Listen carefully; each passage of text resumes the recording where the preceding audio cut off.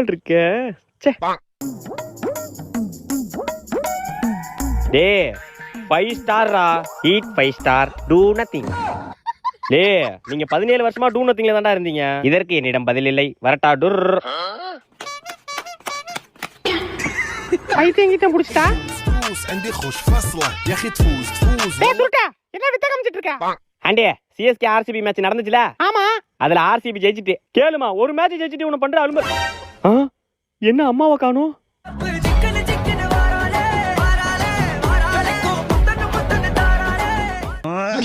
அம்மா நீயுமா? தம்பி அப்பா இருக்கா உனக்கு?